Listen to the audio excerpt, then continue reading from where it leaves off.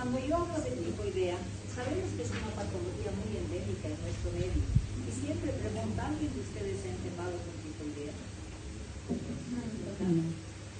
Puede ser que se hayan enfermado, pero que hayan hecho un tratamiento precoz donde no han permitido el ciclo clínico de una tifoidea que es característica, ¿no es cierto? Entonces, en una ocasión, lo que se determinó y preguntaron, a ver, hazme en un examen de grado, dijeron, a ver, hazme el diagnóstico diferencial entre una salmonelosis y una fiebre tifoidea. Esa fue la pregunta. ¿Cómo harían ustedes la diferencia entre una salmonelosis y una fiebre tifoidea? ¿Creen que se puede hacer esa diferencia? ¿Cómo es? ¿Creen o no creen? ¿Es posible o no es posible? Si se hace, ¿cómo haríamos el diagnóstico diferencial entre una salmonelosis y una fiebre tifoidea? ¿Cómo podríamos hacer esa diferencia? ¿Creen que se puede hacer o no se puede hacer? ¿Qué dicen? No podemos hacer ese diagnóstico diferencial porque la salmonela es una familia de bacterias, ¿no es cierto? Están en un paraguas, salmonelas en general, y dentro de la condición de la salmonela, dentro de esa familia están tres serotipos bien definidos. Estábamos hablando de la salmonela typhi, que es responsable de la fiebre tifoidea. Hablamos de la salmonela entérica, que es responsable del cuadro inflamatorio colónico exclusivamente. Y hablamos de la paratípica, que es un síndrome entérico con una clínica similar a la tifoidea, pero con menos gravedad. Entonces, no podemos hacer ese diagnóstico porque la familia de salmonelas es una bacteria que va a vivir en el intestino. ¿Cuándo vamos a considerar riesgo para que esto se puede diferenciar? Cuando ya haya invadido el hilio y haya definido su comportamiento, y es a partir de ahí que vamos a poder definir la afección entérica, multisistémica o la fiebre entérica, que se llama también la paratifoidea. Entonces, por eso es que no podemos hacer ese diagnóstico diferencial, porque dentro de los serotipos o las variedades clínicas, si quieren, que nos va a dar la salmonela, van a ser precisamente una clínica de una salmonela típica, una paratípica y una salmonela entérica. Por eso la salmonela es una familia con un comportamiento bacteriológico como una bacteria gram negativa que vive en el intestino. Y cuando ya va a tener una condición de diversificación clínica, recién ahí vamos a poder hacer la diferencia de esta patología. Entonces, si estamos hablando de la salmonela, se dice que el ser humano es el único ser vivo que se va a enfermar con esta enfermedad. Entonces decimos que la salmonella es una enfermedad de este mundo serotipo. Y como afecta solamente al ser humano, ¿cómo se contagia esa persona para hablar de una patología entérica? De hecho, son con alimentos contaminados, ¿no es cierto? ¿Y qué tipo de alimentos van a ser los más frecuentes para que se pueda dar este riesgo? Hablamos de verduras primero que no son sometidas a cocción, por ejemplo la lechuga, algunas frutas que no son lavadas adecuadamente, ¿no es cierto? Entonces, hablamos de ese tipo de alimentos con riesgo de contaminación. ¿Por qué? Porque se dice que en el medio donde vivimos actualmente, donde se cultivan las lechugas, que si bien ahora hay viveros, hay lechugas hidropónicas que se están haciendo para evitar riesgo de contagiosidad, pero el mayor número de estas verduras como la lechuga van a ser cultivadas en área rural. ¿Con qué se riega? Con agua de las acequias, con agua del río, y esas no tienen riesgo de contaminación, sí, ¿verdad? Por eso se dice que todos los alimentos que no son sometidos a cocción se tiene que hacer una buena desinfección. Pero hay un animalito que interviene, que es portador, que si bien no da una clínica, no se enferma, pero sí se considera una patología como portador, y estamos hablando de la gallina. La gallina puede ser portadora de salmonella typhi principalmente, por lo tanto, de este tipo de salmonela va a ser responsable de contagiosidad del huevo. Sabemos que la salmonela es resistente al frío o no. Es resistente al frío, por lo tanto, el medio de agua potable puede ser riesgo. Y al mismo tiempo decimos que el calor, eso no es resistente, por eso decimos que las verduras que no están sometidas a alta temperatura van a ser riesgo de contagiosidad. Y si estamos hablando del huevo, generalmente el huevo se dice por las porosidades que tiene, va a tener la condición de condimentar, vamos a decir, de infectar, vamos a decir, la albumina, que significa riesgo, ¿no es cierto? Entonces, ¿quiénes de ustedes lavan el huevo para utilizar? Un poco, ¿no es cierto? Generalmente acá. Algunas personas les gusta el huevo, ese huevo aguanosito, así como la yema todo fresquita. A muchos les gusta, ¿no es cierto? Sin embargo, como estamos determinando que la salmonela necesita temperaturas altas para morir, el huevo es uno de los riesgos de contagiosidad. Entonces puede ser que esos huevos aguanósticos, mucho les gusta, puede tener ese riesgo. Sabemos que las vacunas dentro de los criaderos de aves van a estar determinadas a dar este tipo de bacterias, ¿no es cierto? Pero existen otros que no van a cumplir esa norma, entonces tenemos ese riesgo. Y cuando hablamos, por ejemplo, de un alimento de alto riesgo, hablamos de las mayonesas caseras. ¿Qué contiene una mayonesa casera? Es aceite, es huevo crudo y un poco de limón, ¿no es cierto? Entonces, ¿qué pasa si ese huevo, como es huevo crudo, entonces puede ser contaminado? Entonces, la mayonesa puede ser de alto riesgo de contaminación. Por eso hay que considerar siempre la lavada del huevo para evitar ese riesgo. Entonces, ahí hablamos de alimentos contaminados. Y decimos que el comportamiento, como es una enterobacteria, la Salmonella typhi, ¿dónde va a ingresar? Tiene que ingresar por los alimentos contaminados, va a tener que vulnerar mecanismos de defensa. ¿Para qué? Para infectar el intestino delgado. Por lo tanto, dentro del ciclo de infección de la Salmonella typhi va a ser, una vez que se ha dado la ingesta de estos alimentos contaminados, va a determinar obligadamente cualquiera de los 3 serotipos va a desarrollar una infección intestinal donde afecte el ilio.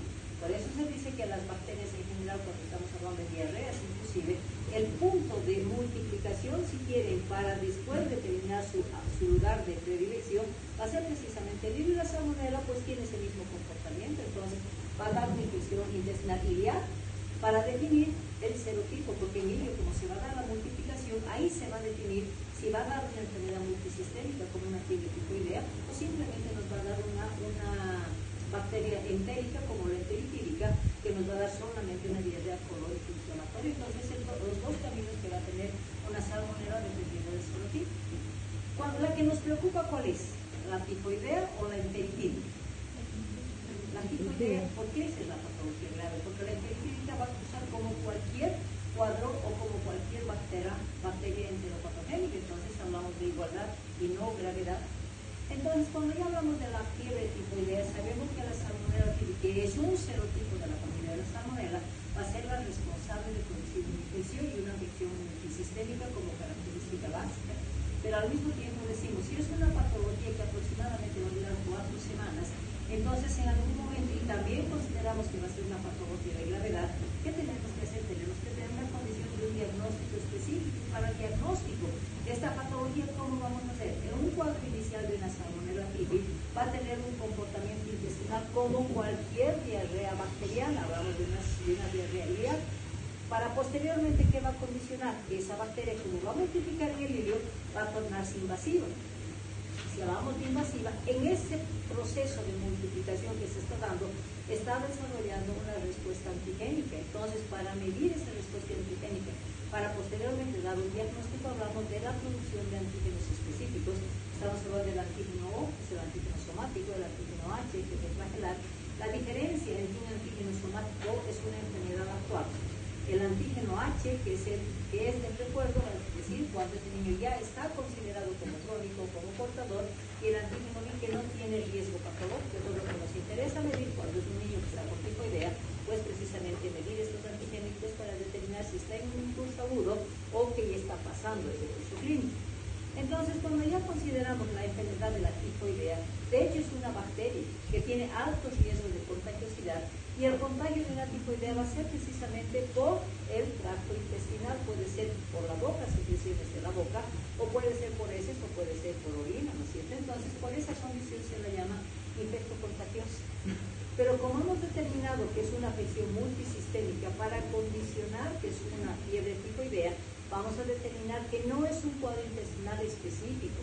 Más bien al contrario, cuando se ve una bacteremia y difunda toda la bacteria por el sistema hemático y afecte la multiplicidad de órganos, ahí vamos a considerar que es una tifoidea. Por eso se habla de una característica básica, que primero tiene que darse la bacteremia para después la afección multisistémica, ¿no es cierto? Entonces, hablamos de esa consecuencia. Todas las salmonelas, incluso la typhi, siempre va a tener un origen entérico, contaminación a través de alimentos, toma del intestino delgado, para que una vez que ha multiplicado el intestino delgado se dé la bacteremia y la difusión. Entonces, en base a eso, ¿qué decimos? Que el ser humano es el responsable de la contagiosidad, y también las verduras que no tienen cocción, y también vamos a hablar del huevo, ¿no es cierto?, como alimentos de predilección para la contagiosidad. Una vez que se ha dado la contagiosidad a través de los alimentos contaminados, ¿qué se va a definir? Se va a definir si ese niño tiene una buena inmunidad y tiene buenas barreras de defensa, no va a condicionar enfermedad, pero tenemos el riesgo de que es un niño que no ha dado un cuadro clínico, se puede volver el portador. Pero si es un niño que tiene barreras del sistema digestivo disminuidas, va a condicionar a que se desarrolle la enfermedad. Por lo tanto, una vez que se ha dado la contaminación, podemos definir dos campos. O el niño es portador con riesgo de contagiosidad, o ese niño va a ser enfermo. Entonces, si estamos considerando la enfermedad en sí, es porque algo tiene que fallar, mismo con alimentos contaminados. Ustedes se preguntarán en algún momento si un solo tipo de mayonesa, por ejemplo, han comido 4 o 5 niños, 2 se van a enfermar y 3 no se van a enfermar. ¿Depende de qué? Depende de sus defensas, ¿no es cierto? Barreras naturales del sistema digestivo. Por lo tanto, para considerar la enfermedad de la tifoidea, obligadamente tiene que liberarse de ese factor de riesgo y vulnerar esos mecanismos de defensa. Entonces, cuando estamos hablando de las condiciones de infectocontagiosidad, se va a dar primero para que se dé la invasión de virios solamente, vamos a decir que va a vulnerar barreras naturales del sistema digestivo. Y la primera barrera natural que tenemos, ¿cuál es? Es el pH gástrico, ¿no es cierto? Entonces, si es un niño que tiene poco pH, va a permitir en realidad que esa bacteria migre y que ingrese al ilio, ¿no es cierto? Y otros que tienen un buen pH, pues van a bloquear, esa bacteria se va a morir y no va a dar enfermedad. Entonces, la primera barrera va a ser vulnerada. Y si se da la oportunidad de ingreso hacia el intestino, ¿cuál es la otro mecanismo de defensa que va a tener el intestino cuando ya está a nivel del ilio? Hablamos de las bacterias de defensa, ¿no es cierto? Entonces, si tiene bacterias saprófitas que son mecanismos de defensa en el ilio, no va a permitir la multiplicación de esa bacteria, pero si tiene una disbacteriosis, vamos a decir, felices las bacterias van a multiplicar. Y otra condición que nos va a dar que para que se dé una enfermedad de tifoidea tenemos que tener un número alto de bacterias. Estamos hablando de 100.000 hasta 1 millón de bacterias que necesita. ¿Por qué? Porque una vez que han multiplicado esas bacterias, recién se va a dar la condición de que puede diseminarse por el sistema hemático. Entonces, la primera condición nos dice vulnerar mecanismos de defensa. Posteriormente, continuamos con factor patógeno, el mecanismo de acción de la bacteria, ¿no es cierto? Entonces, se ha vulnerado mecanismos de defensa, se ha permitido que esa bacteria llegue al intestino delgado. ¿Y qué va a pasar en el intestino delgado? Recordemos que la bacteria tiene 2 mecanismos específicos. Estamos hablando de que es enteroinvasiva y es enterotoxigénica, ¿no es cierto? Entonces, una vez que ha ingresado, va a invadir el epitelio intestinal. Y una vez que ha invadido, va a empezar a liberar las toxinas. Y a consecuencia de esa liberación de toxinas, ¿qué va a pasar con ese epitelio en el intestino delgado? Se va a dar inflamación, se va a dar edema. Por lo tanto, esa inflamación va a condicionar a que se establezca un problema patológico en el intestino, produciendo una manifestación clínica que es una diarrea secretora, ¿no es cierto? Pero no solamente esta bacteria se conforma en esa invasión y liberación de toxinas, además se va a guardar y se va a proteger porque va a invadir los macrófagos y se va a guardar, vamos a decir, la supervivencia intracelular. Entonces, no solamente estamos hablando de ese factor invasivo, sino capacidad de esa supervivencia que tiene en los macrófagos. Y dentro de los macrófagos también se va a dar la multiplicación. Es por eso que se dice que cuando hablamos de una tifoidea, necesitamos un alto número de bacterias para condicionar a que se dé una afección multisistémica dando este proceso patogénico. Como consecuencia de ese proceso, ¿qué se va a dar? Si estamos considerando que el primer factor que va a darse en el intestino delgado se va a dar la inflamación, se va a dar el edema y se va a producir una diarrea secretora, ¿qué característica entonces como cuadro inicial nos va a dar una diarrea por tifoidea? ¿Qué características tiene una diarrea secretora? Porque diarrea ideal, que también se va a llamar. Son diarreas líquidas, amarillas, abundantes, por eso se la llama secretora, porque se secreta mucho líquido y secreta mucho electrolito. Pero ahí me queda la duda, ¿no es cierto? Pero si hablamos de una diarrea osmótica, ¿acaso no da las mismas características de amarilla abundante? Entonces, ¿cómo podría pensar yo? No, es una diarrea ideal y no es una diarrea osmótica. ¿Cómo voy a hacer esa diferencia? Con solamente investigando con la mamá para definir que es una diarrea ideal y no es una duodenal, porque la salmonela ni cualquiera de las salmonelas no afecta al duodeno, afecta directamente al iris, produciendo esa diarrea secretora. Entonces, ¿cómo vamos a definir? Diferenciar una diarrea osmótica que tiene características similares y una diarrea a nivel duodeno y líquido. ¿Cómo hacemos eso? Principalmente estamos hablando de características, bueno, podríamos hablar de de liendería, podríamos hablar de acidez, todo eso, ¿no? Pero la relación que va a tener y la diferencia de una diarrea osmótica, que tiene una característica similar, es que está relacionado con los alimentos.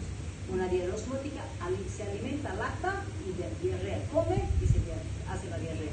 Si estamos hablando de una IBA, no tiene esa respuesta, entonces no hay relación ni con el ayuno ni con la alimentación. Entonces eso nos va a identificar que es una diarrea, etapa inicial de una diarrea. Pero recordemos que todas las bacterias tienen el mismo comportamiento. Van a producir inicialmente una diarrea secretora para después, si estamos hablando de las crónicas, van a migrar a colon, ¿cierto? Pero la tifoidea no tiene esa característica. Utilicen y le producen una diarrea, ¿para qué? Para tener un número suficiente. ¿Y qué predilección además tiene la salmonela? Que le gusta invadir por el tejido linfático. ¿Y qué tejido linfático tenemos en el hígado? Las placas de Feller, ¿no es cierto? Entonces, esa invasión se va a dar a través de las placas de Feller para invadir el sistema linfático y posteriormente va a tomar el torrente sanguíneo para determinar que la bacteremia, entonces es la etapa de la bacteremia la que me va a permitir decir está en cuadro inicial queretérico que utilizó, si quieren, el sistema digestivo para su multiplicación, y el marcador de una afección multisistémica está dando por la bacteremia, que es característica, que nos va a dar un cuadro multisistémico, ¿cierto? Entonces, si se está dando ese proceso patológico a nivel del intestino, también si hacemos el estudio anatomopatológico del intestino delgado, principalmente, ¿qué va a condicionar? Se va a determinar que este intestino delgado se va a dar la inflamación y la irritación que hemos dicho, ¿no es cierto? Por lo tanto, en esa primera semana donde está utilizando la bacteria Lili, está inflamando, está edematizando, está produciendo la diarrea secretoria, ¿qué está condicionando? Simplemente inflamación a nivel del epitelio de Lili. Eso va a designarse como la tumefacción medular y eso es característica de la primera semana. En esta etapa, si nosotros encontramos un paciente, simplemente lo vamos a confundir como cualquier diarrea, sí o con deshidratación. Si una vez que se ha dado la invasión, ¿por dónde invade? Hemos dicho, va a tomar las placas de Feller, pero otra característica de la tifoidea es que va a producir ulceraciones a nivel del intestino, ¿cierto? Y esas ulceraciones, ¿qué condicionan? Va a depender obviamente de la profundidad de esas ulceraciones para en algún momento determinar una toma de toda la pared del intestino. En ese caso, la segunda semana me está diciendo, hay úlceras con necrosis y esa necrosis puede tomar toda la pared intestinal que le está condicionando a qué riesgo, a que ese intestino se perfore. Entonces hablamos de riesgo de perforación cuando estamos hablando de la segunda semana. Y finalmente, ¿qué es lo que se activa? Si estamos hablando de úlceras, hay daño vascular, entonces va a haber invasión de eritrocitos. Hay bacterias, quienes protegen a esas úlceras para decir voy a defender esa lesión ulcerativa por la presencia de bacterias. ¿Quiénes se empiezan a activar?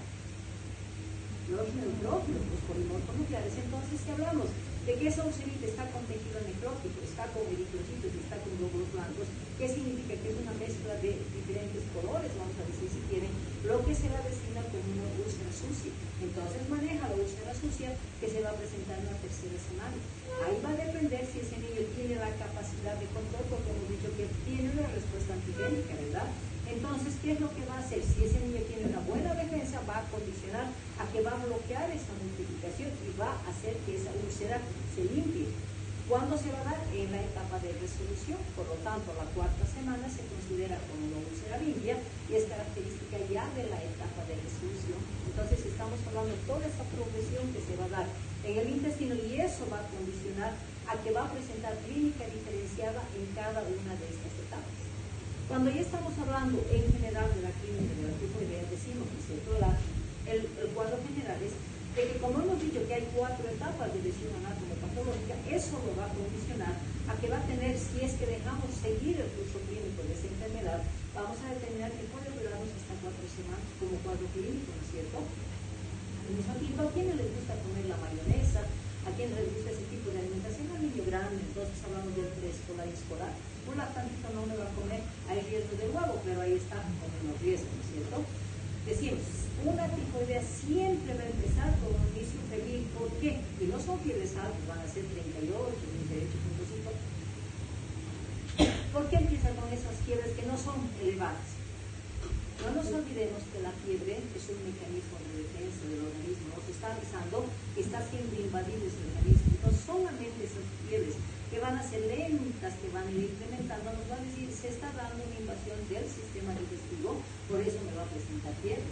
Pero al principio hemos dicho que es lo que va a invadir, después de vulnerar mecanismos de defensa, va a invadir al ilio. Y si estamos hablando del ilio, ¿qué me va a dar? Me va a dar una diarrea que es característica, que voy a tener fiebrecita, voy a tener una diarrea secretoria que va a ser un inicio de una tifoidea.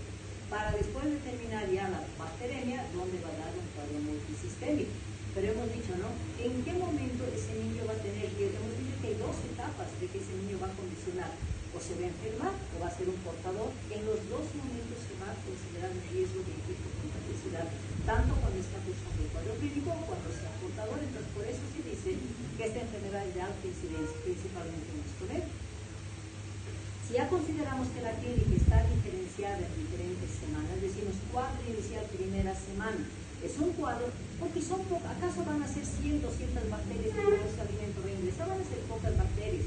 Vulnera mecanismos de defensa y empieza a estacionarse en el ilio. Entonces empieza ahí a mostrar ese organismo su defensa, indicando que la bacteria es invadiente del ilio. Entonces va a tener un cuadro insidioso, va a tener una intensidad variable de la curva térmica, pero lo característico es que va a tomar el ilio. Por lo tanto, vamos a tener, en algún momento podemos tener vómitos, podemos tener una diarrea. Y entonces la diarrea, hemos dicho diarrea iliar, diarrea secretora, ¿no es cierto? Como característica inicial. Obviamente, si está con diarrea va a haber aumento del peristaltismo, el niño puede estar con dolor abdominal y su característica por una afección del intestino delgado va a ser que está inapetente, ¿no es cierto? Va a tener una anorexia. Si nosotros vemos esto solamente como anamnesis, decimos, no, a ver, buscaremos en el examen físico.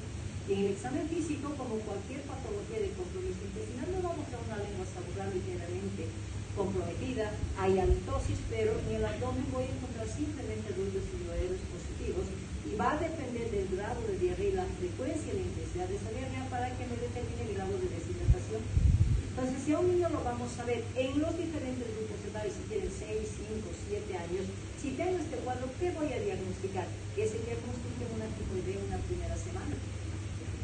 Vamos a poder decir es una tifoidea, tal vez vamos a poder sospechar cuando en el entorno familiar tengamos un nexo epidemiológico, el hermanito, el primo, haya estado con tifoidea, entonces eso me va a decir, cuidado, puede ser una tifoidea, ¿no es cierto? Pero si nosotros no tenemos ese historial de un contacto con tifoidea y vamos a captar en el hospital, puede ser en emergencia, en el laboratorio, un paciente con estas características, ¿qué diagnóstico le vamos a dar? Solamente va a ser un síndrome diarreico o una enfermedad diarreica aguda, sin o con deshidratación. O sea, la primera semana no es típica de una tifoidea. ¿Cómo voy a poder definir en una primera semana y decir si es una tifoidea? Es el único medio que voy a poder definir. Sí tenemos el antecedente, pero hemos dicho que la primera semana tiene como cualquier comportamiento bacteriano, porque todas las bacterias se van a invadir primero y después se van a definir el lugar de afección, ¿no es cierto? Entonces decimos, la única forma de diagnosticar en la primera semana es un foco cultivo, que ahí me va a decir es un E. coli, es una shigella, otra es una salmonella típica, ¿no es cierto? Entonces, en esta etapa simplemente nuestro cuadro clínico va a ser un cuadro diarreico, nada más como sin deshidratación. Cuando pasamos a la segunda semana, la condición de la segunda semana, ¿qué es? Que esa bacteria se haya diseminado en sangre. Y al hablar de diseminación estamos hablando de la bacteriemia que se establece, ¿no es cierto? Y cuando hablamos de una bacteremia, ¿cuál es el marcador de la curva térmica que vamos a tener? ¿Será 38, 38,5? ¿O es una curva térmica en respuesta a esa invasión hemática que se está dando? Estamos hablando de 39, 40 grados.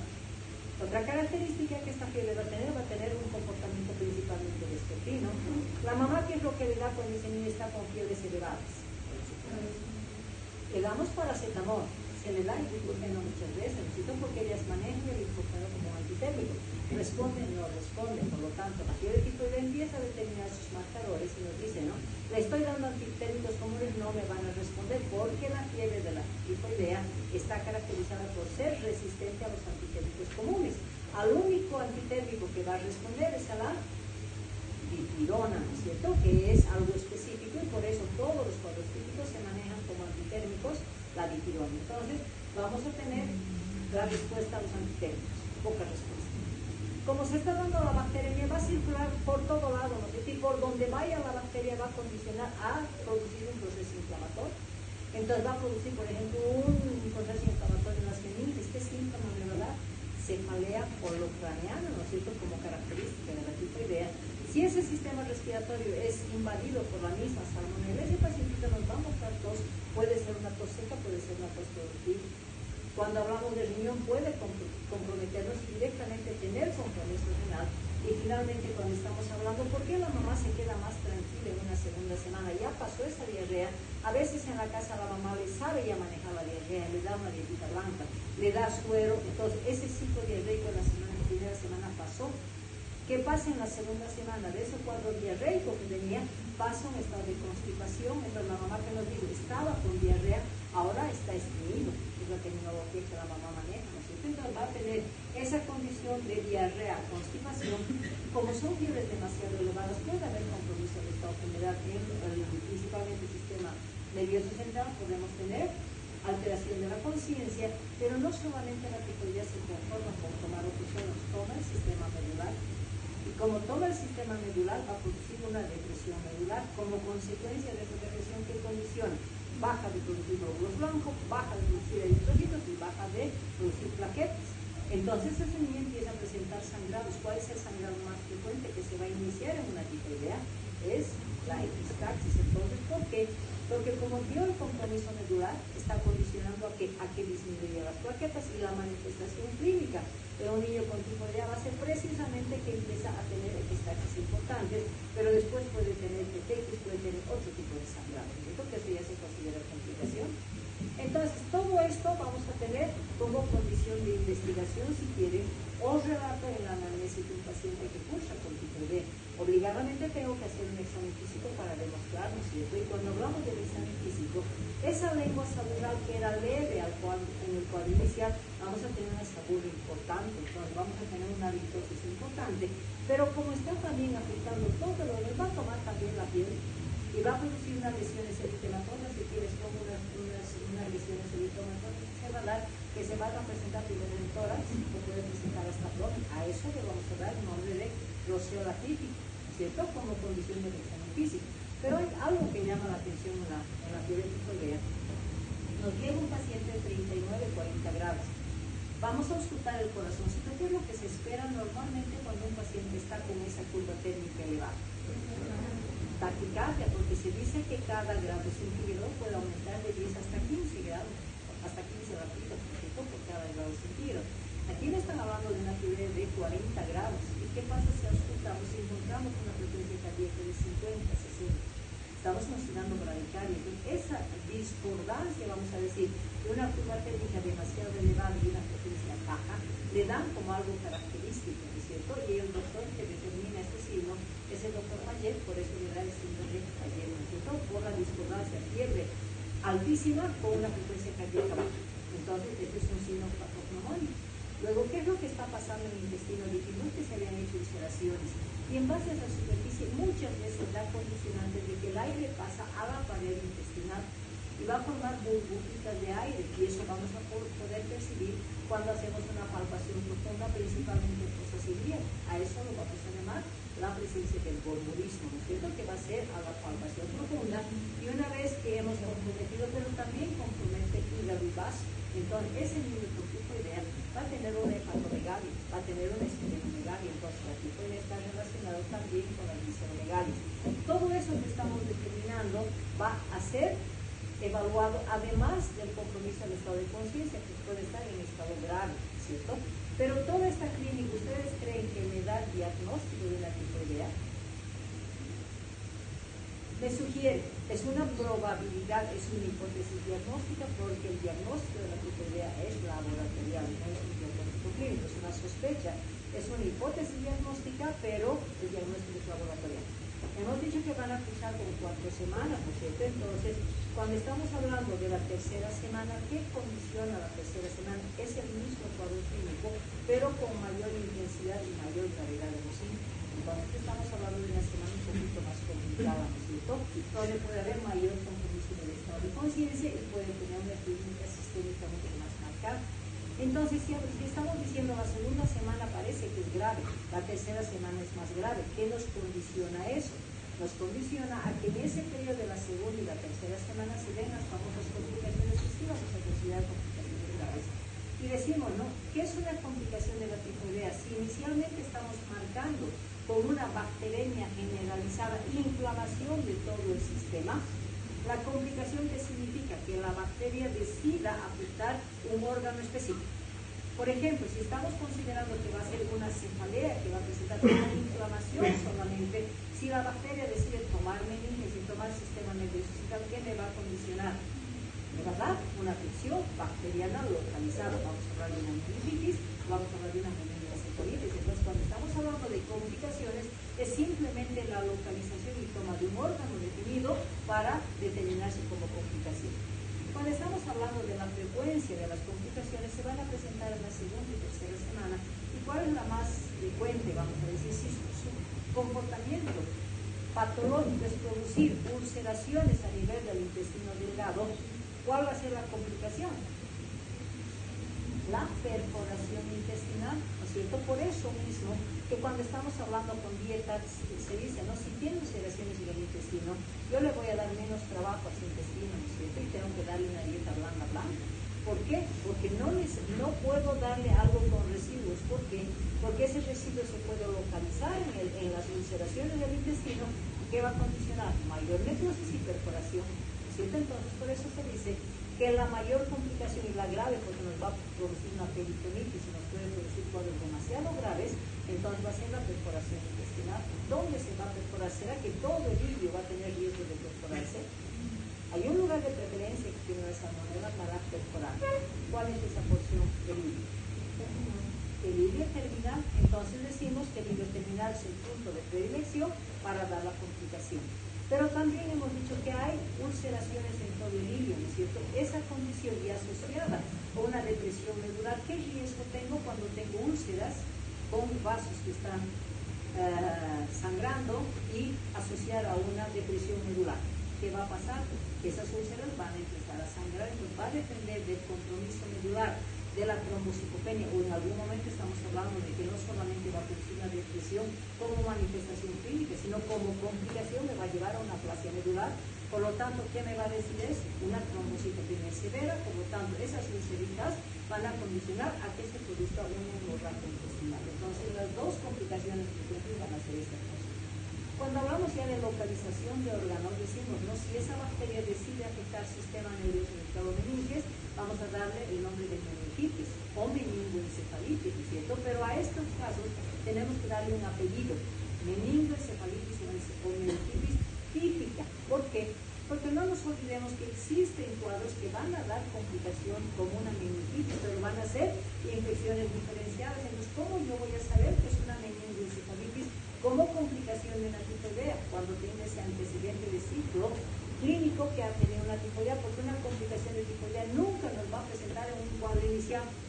En cambio, si estamos hablando de una infección del sistema nervioso central como cuadro agudo, específicamente del sistema nervioso central, ¿cuándo se va a presentar? Va a ser al inicio del cuadro clínico, se va a durar 2 o 3 días, va a ser fiebre y va a empezar a presentar síntomas específicos del sistema nervioso central. En cambio, aquí vamos a tener un curso clínico de 1 semana hasta 2 semanas para que después de ese ciclo clínico típico recién vaya a complicar y da de signos neurológicos para diagnosticar una meningoencefalitis. Cuando hablamos del signo de Paget, ¿por qué ese corazón responde con una bradicardia? Porque se está produciendo un compromiso del miocardio, no le permite esa contractilidad del corazón. Por lo tanto, esa bradicardia va a estar relacionada con posibilidad de complicación, compromiso inicialmente del miocardio, para después que se vaya a complicar con una miocarditis. Cuando consideramos la neumonía, decimos, no, nuevamente, vamos a tener una clínica neumónica como parte de un cuadro clínico, pero si estamos hablando de una neumonía diferenciada, ¿qué es lo que vamos a tener? Entonces, vamos a tener un niño con cuadro clínico típico. Pero si estamos hablando de neumonía para entrar en el diagnóstico diferencial, ¿cuándo se va a presentar la neumonía? ¿Qué condición clínica voy a determinar en un niño que tenga neumonía? No nos olvidemos que la neumonía es una complicación del sistema respiratorio y que para que un niño tenga específicamente un problema neumónico Como cuadro respiratorio vamos a tener esa tos que progresa de seca productiva y vamos a tener un compromiso y ese cuadro progresivo. Entonces la neumonía me va a decir, empezó con un resfriado, después tuvo una tos seca, después tuvo una tos productiva y después entró en insuficiencia respiratoria. Esa es una neumonía específica del sistema respiratorio. Si estamos hablando de la tifoidea, la complicación es por vía hemática. La bacteria decidió tomar el pulmón, entonces vamos a tener un cuadro directo de un cuadro neumónico, con hallazgos decrépitos y todo lo que sabemos, ¿cierto? Pero si estamos hablando de una pielonefritis, también vamos a considerar la diferencia de que sea una pielonefritis como parte de un cuadro de una infección urinaria alta, vamos a decir, o complicación de una tifoidea. ¿Cómo voy a hacer esa diferencia? ¿Cuándo voy a decir, es una ITU alta por complicación renal exclusivamente, o es una complicación típica? ¿Cuándo voy a hacer esa diferencia? ¿Qué me va a permitir diferenciar que sea una ITU propia del sistema urinario y después hablar de una pielonefritis como complicación típica? ¿Cuál es la clínica que precede para dar una infección urinaria alta? Para hablar de ITU, ¿qué síntomas vamos a encontrar? Va a tener fiebre, muy bien. En la tifoidea también tengo fiebre. Ya, estoy hablando de la triada del síndrome misional. Toda infección urinaria, como el 80% es vía ascendente, entonces vamos a tener siempre, he estado con disuria, por la que tenemos, eso me está diciendo, es una pielonefritis que no es típica, ¿no es cierto? Y cuando hablamos de vías de contaminación, hemos dicho, la vía ascendente es el 80%, pero cuando estamos hablando de otras vías de contaminación del tracto urinario, ¿cuáles son las otras vías? La vía hemática, y la tifoidea no entra dentro de la complicación hemática. Sí, la sepsis y la tifoidea son riesgo directo de producir una pielonefritis y después decimos un poco de continuidad. Entonces, me permite hacer diagnóstico diferencial. Y cuando hablamos de la depresión medular, que inicialmente como parte del cuadro clínico de la tifoidea produce, la complicación va a ser una aplasia medular, y eso es grave, ¿no es cierto? Y finalmente, si todo está fallando, va a dar una descompensación total, ese niño puede entrar en una coagulación intravascular diseminada y puede entrar en un shock hipotóxico, y eso seguramente es mortalidad alta, ¿no es cierto? Entonces, si hablamos de esas complicaciones, segunda, tercera semana.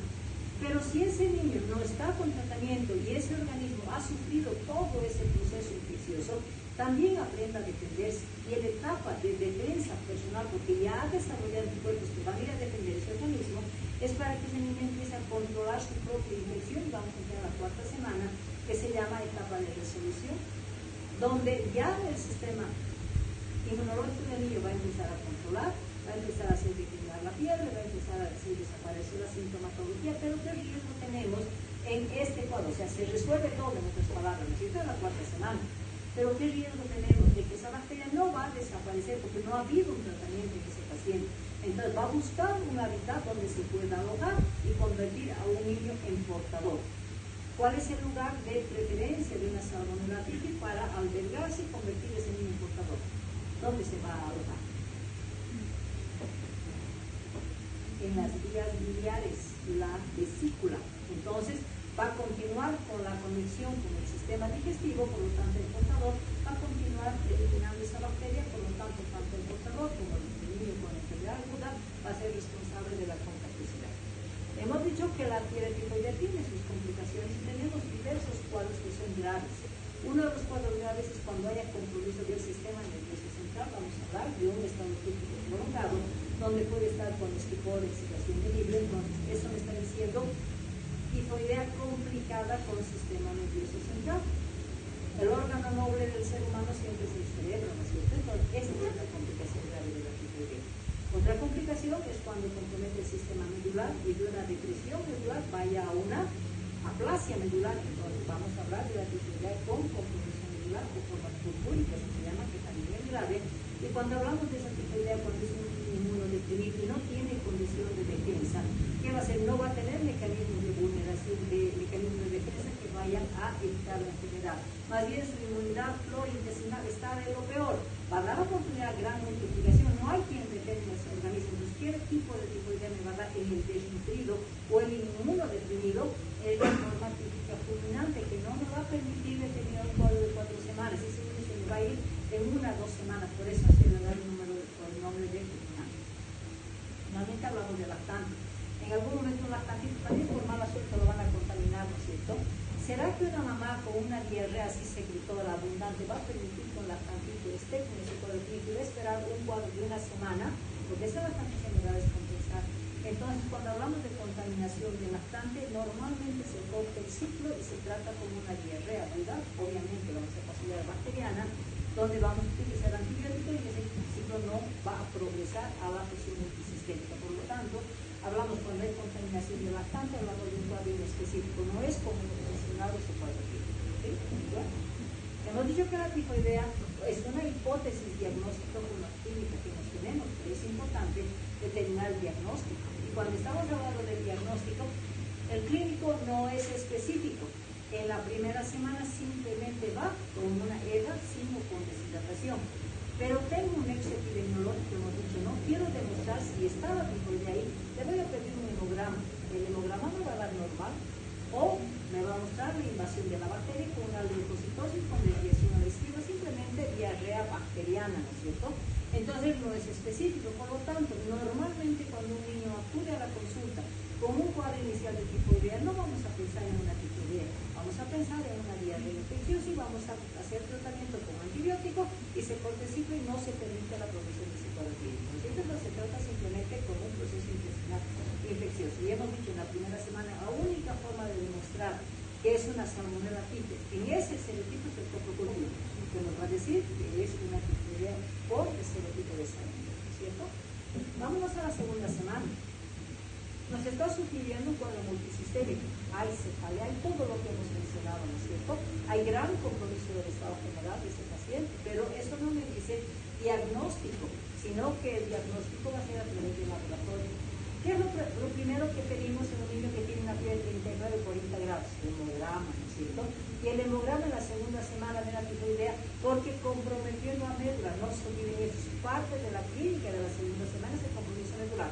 Entonces el hemograma, pese a tener fibres altas, pese a considerar que es una bacteria que está dando ese proceso infeccioso, el hemograma, ¿qué me va a mostrar? Me va a mostrar el riesgo que se tuvo con la depresión medular. Entonces vamos a encontrar una pancitopenia, va a tener anemia, va a tener leucopenia, va a tener una trombocitopenia. Entonces, esto es lo característico de un hemograma. Entonces decimos que la segunda semana el hemograma me va a mostrar el compromiso medular con la pancitopenia, ¿cierto? Esto ya me está dando una pauta. Al mismo tiempo hemos dicho que compromete el hígado. Voy a pedir transaminasa si me va a dar valores altos, 2 a 3 veces de lo normal. Voy a pedir bilirrubinas. Como hay compromiso hepático y hay hepatomegalia, entonces también podemos tener presencia de bilirrubinas. Ninguno de estos laboratorios es específico, simplemente son sugestivos de una tifoidea, ¿no es cierto? Y cuando hablamos de especificidad, hay dos pruebas y la especificidad está marcada por la inmunología. Tenemos un laboratorio de uso común en los hospitales que es la reacción de Vidal.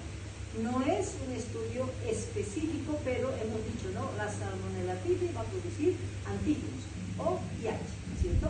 El antígeno O es el que me dice que va a actuar, y el antígeno H me dice este es el recuerdo. Entonces, utiliza esa respuesta antigénica de la tifoidea para poder diagnosticarla. ¿Y quién mide esos antígenos? Es la reacción de Vidal. Cuando hablamos de la reacción de Vidal, me sirve, ¿no? El antígeno O, porque es el que puede actuar, ¿cierto? Entonces, si tenemos una dilución de 40, 80, no me dice que es tifoidea. Entonces, por la inespecificidad de este laboratorio, recién voy a considerar positiva cuando los valores sean mayores. Estamos hablando de un primer diagnóstico de una dilución de 1 para 160. Pero si ese niño se aumenta esa dilución y me da 320 o me da 640, ¿qué me permite eso?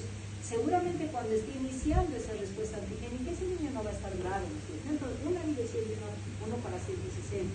Y cuando ese paciente no tiene un gran compromiso de estado general, me va a decir, no está grave, pueden hacer un tratamiento ambulatorial.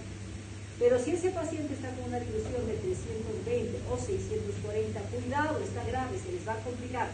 Por lo tanto, esta dilución también es indicador de tratamiento en base a la dilución.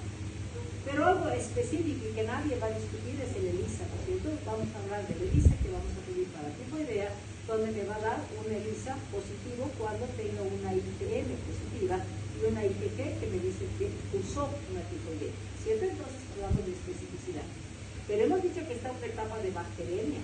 Entonces, ¿qué otras cosas puedo pedir? Porque debemos recordar que tengo que demostrar la presencia de la bacteria. Aquí estoy demostrando inmunología. Me está diciendo que es una enfermedad, pues Salmonella typhi. Pero ¿cómo yo la voy a pesquisar? Aquí está el cultivo, aquí está la Salmonella typhi. Estamos hablando de una etapa de bacteria donde pidamos los cultivos, va a estar presente, va a estar en la orina, va a estar en la sangre, va a estar en el licoscefalurídeo, va a estar en la médula, va a estar en la bilis. O sea, todos los cultivos a partir de la segunda semana nos pueden dar positividad, y de hecho el cultivo es la confirmación absoluta de que es una tifoidea por una Salmonella typhi, ¿cierto? Entonces hablamos de tratamiento. Es una enfermedad infectocontagiosa que tiene riesgo de contagiosidad por la boca y por las deposiciones y por la orina, ¿cierto? Entonces, ¿qué es lo primero que tenemos que hacer? Si es una enfermedad de alto riesgo de contagiosidad, eso va a difundir incluso en el núcleo familiar, ¿no es cierto? Entonces, ¿qué es lo primero que tenemos que considerar cuando estamos manejando un paciente con tifoidea? Aislamiento. Pero ¿será que lo voy a cerrar como el COVID se cierra en un cuarto y le cerramos la puerta y le pasamos por debajito a la comida? No significa un aislamiento del paciente, significa un aislamiento entérico. ¿Qué significa? Aislamiento de utensilios que está utilizando el niño y lavar con hipoclorito de sodio, ¿cierto? Con lavandina, si es que quieren, los utensilios que utiliza, taza, cuchara, platos, etcétera. Y cuando vaya al baño ese niño hay que pasar con hipoclorito de sodio para evitar el niño de contagiosidad. Por eso se llama aislamiento entérico. Es una patología que en algún momento nos puede llevar a una complicación, por lo tanto le daremos un poco de reposo a ese niño, ¿cierto? Si estamos hablando del compromiso del Estado general. Y finalmente, ¿qué es lo que decimos? Hay que darle un régimen alimentario específico. Hablamos de dieta blanda blanca. ¿Por qué? Por la condición de producir ulceraciones en el intestino. Si yo le doy alimentos con residuos, voy a complicarlo a ese niño. Entonces, por eso vamos a darle una dieta blanda blanca, ¿no es cierto? Para evitar ese riesgo. Una vez que se ha dado una dieta, voy a empezar con el tratamiento específico, pero hasta aquí hemos dicho es un tratamiento porque es probable, he demostrado que esa patología está ahí presente, pero necesito confirmar. Por lo tanto, tanto en un paciente con tifoidea en ambulatorio, que va a estar en una división menor y no tiene mucho compromiso del Estado general, y en el paciente con internación, tengo que cumplir un requisito como protocolo de manejo de la tifoidea. Lo más frecuente, ¿dónde la vamos a buscar? A la Salmonella. ¿Cómo empezó su difusión? Toma el sistema hemático, por lo tanto, el requisito para empezar una antibiótico terapia va a ser tomar un hemocultivo para confirmar esa patología que sea una Salmonella typhi. Entonces, tanto en ambulatorio como en internación, antes de ingresar a la antibiótico terapia, vamos a manejar un hemocultivo. Y si estamos hablando de ambulatorio, es una bacteria gram negativa, ¿no es cierto? Que no hay mucho compromiso de esta enfermedad porque puede estar un cuadro inicial. Vamos a utilizar antibióticos comunes como la amoxicilina, pero tengo que utilizar una dosis un poquito mayor, ¿no es cierto? Vamos a hablar de 60, 70 miligramos por peso. El tiempo de tratamiento de tifoidea no van a ser 7 días, van a ser 10 días. Si en algún momento no dispongo o hay algún efecto colateral con la amoxicilina, puedo utilizar como segunda línea el cotrimoxazol, respetando la dosis de 40 miligramos kilo peso. Vamos a dar cada 12 horas durante los mismos 10 días, o sea, tratamiento ambulatorio 10 días. En internación tengo alto riesgo de complicación, ¿cierto? Lo que me está diciendo es un cuadro ya grave. Entonces ahí vamos a ir al antibiótico que es de última generación, hablando de las cefalosporinas de tercera generación. Manejamos la ceftaxina o la ceftriaxona, ¿cierto? Manejamos uno de esos dos medicamentos, pero en algún momento ustedes en la literatura van a ver el cloranfenicol. Sabemos que el cloranfenicol está dirigido específicamente para las bacterias gram negativas. Pero ¿qué efecto colateral tiene el cloranfenicol? ¿Qué produce el cloranfenicol? Es respuesta personal, no hablamos de que todos los pacientes que reciben cloranfenicol van a tener ese efecto. ¿Cuál es el efecto? Es la aplasia medular. Entonces, si estamos hablando de una tifoidea, se le puede complicar con aplasia y le voy a dar un medicamento que me va a condicionar también ese riesgo, y es por eso que se ha suspendido. Por esa respuesta medular se suspendió el tratamiento con cloranfenicol, pero hay una indicación donde necesito especificidad. Hablamos de la tifoidea fulminante, donde el cloranfenicol va a ser útil, pero ahí manejamos las dosis, ¿no es cierto? Decimos que el cloranfenicol vamos a dar inicialmente una diendovenosa. ¿Cuál es la dosis del cloranfenicol por diendovenosa para una tifoidea? 100 miligramos por kilo de peso, y vamos a dar cada 6 horas mientras mantenga esa duración hasta tener obviamente la respuesta del hemocultivo donde me diga es sensible licor, pero a esa dosis, ¿no es cierto? Cada 6 horas, una vez que he controlado y he recibido el ejecutivo y me dice, es efectivo este medicamento, vamos a darle de alta. Y en el alta vamos a tener que mantener el cloranfenicol. Y el cloranfenicol bioral vamos a manejar a 50 miligramos kilo peso, pero el intervalo va a ser cada 8 horas. Tiempo de tratamiento, normalmente dependiendo de la respuesta clínica, va a oscilar entre 10 hasta 14 días. Entonces hablamos de cuadro más claro. Entonces, cuando estamos hablando de la tifoidea, si ustedes se fijan, en un cuadro inicial parece que no para complicar, pero en algún momento puede ser un cuadro muy grave. Por eso, dentro del tratamiento que se considera cuando se cumple el tratamiento, nos dan objetivos bien determinados. Cuando hablamos de los objetivos que me trazan, dice, ¿por qué iniciar el tratamiento? ¿Por qué? Porque me dice, cuanto más precoz sea el tratamiento, va a ser erradicación de la bacteria para evitar formas graves o complicaciones. Si el tratamiento es precoz y voy a completar el tratamiento, voy a rápidamente mejorar esa sintomatología clínica. Cuando consideramos de ese riesgo que tengo si hago un tratamiento como cualquier patología de 7 días de antibiótico terapia, ¿qué voy a condicionar? A que no sea esa tifoidea curada y que va a condicionar a que ese niño se vaya a comportar posteriormente como un portador. Entonces tengo ese riesgo. Y finalmente, si es que es un niño portador, tengo que hacer el tratamiento. De la misma manera, ¿por qué? Porque ese niño, una vez que baja defensa, se va a reactivar. Baja defensa, se va a reactivar. Entonces, una vez que se ha diagnosticado ese niño como portador, se pide ecografía, se ve si hay conjuntivitis biliares, y lo mismo hacemos el tratamiento para evitar las recaídas. Entonces, es bien claro el tratamiento de la tifoidea para evitar principalmente los cuadros de gravedad. Bueno, esa es la tifoidea.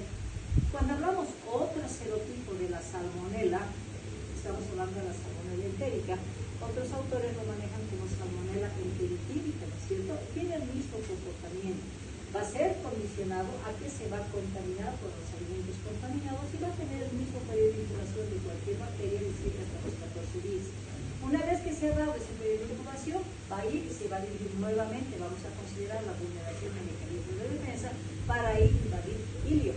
Por eso decimos, todas las bacterias, incluyendo los serotipos de la salmonela, su comportamiento va a ser el mismo hasta lograr el nivel de multiplicación y después definir su comportamiento clínico. Entonces la salmonela entérica tiene la misma condición, va a producir una diarrea secretora, pero después de que ha logrado un nivel de bacterias suficiente, no va a migrar, porque una salmonela entérica no tiene un cuadro multisistémico, es exclusivamente intestinal. Por lo tanto, ¿cuál es su hábitat de preferencia de la salmonela? El colon, ¿no es cierto? Entonces hablamos de que va a migrar al colon, y cuando entre al colon, ¿qué va a producir? Lo mismo, va a producir una inflamación.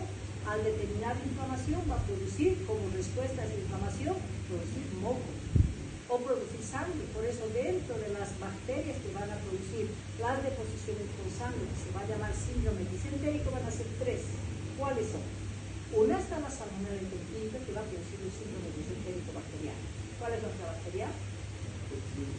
La Shigella.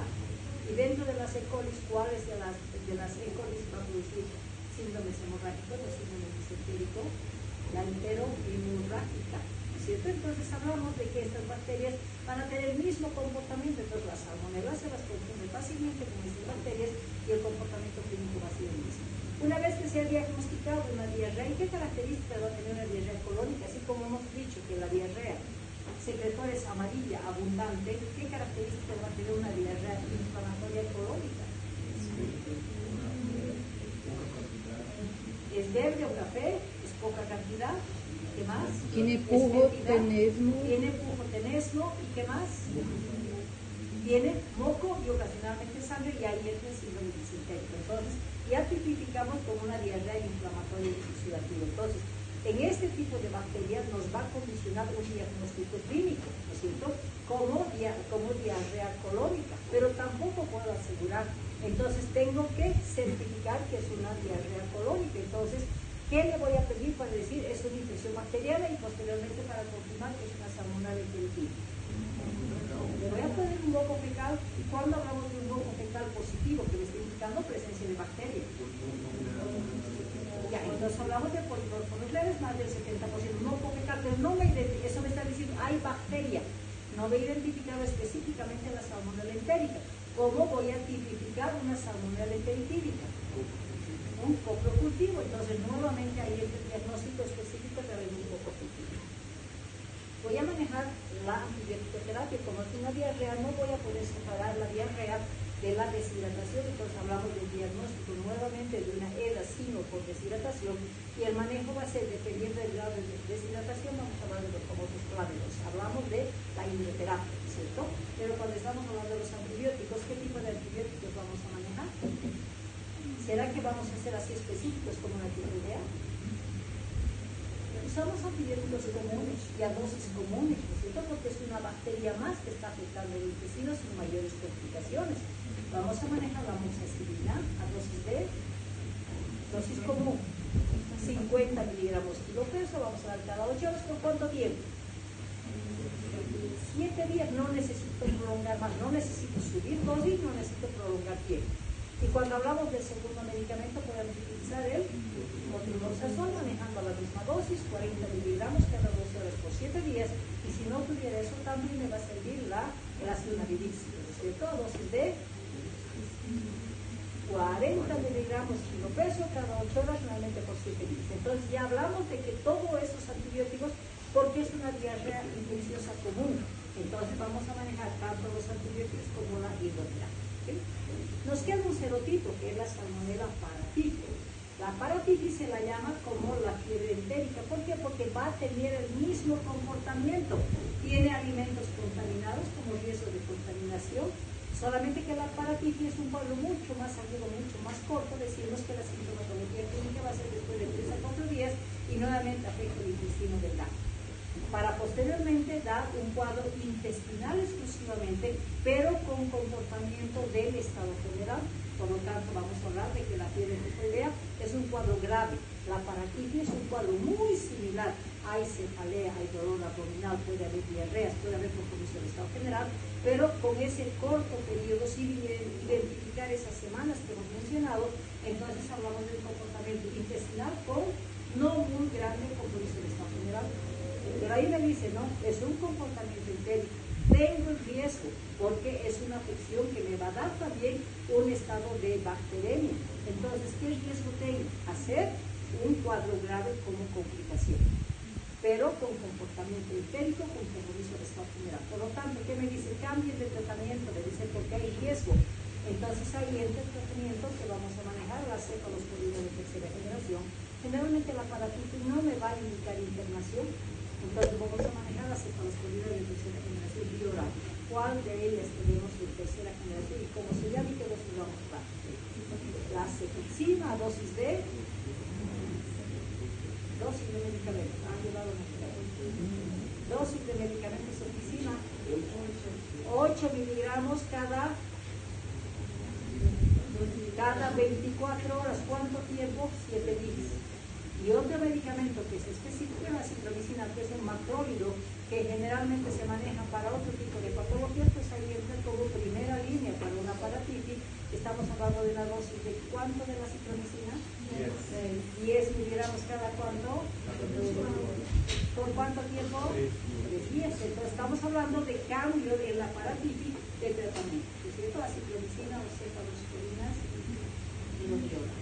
Entonces, si vemos el cuadro clínico, paraguas, salmonela, pero ¿cómo se diferencia una titis de una entérica y de una paratitis? Estos comportamientos totalmente diferentes, siendo que son una misma familia de bacterias, pero con comportamientos clínicos diferentes.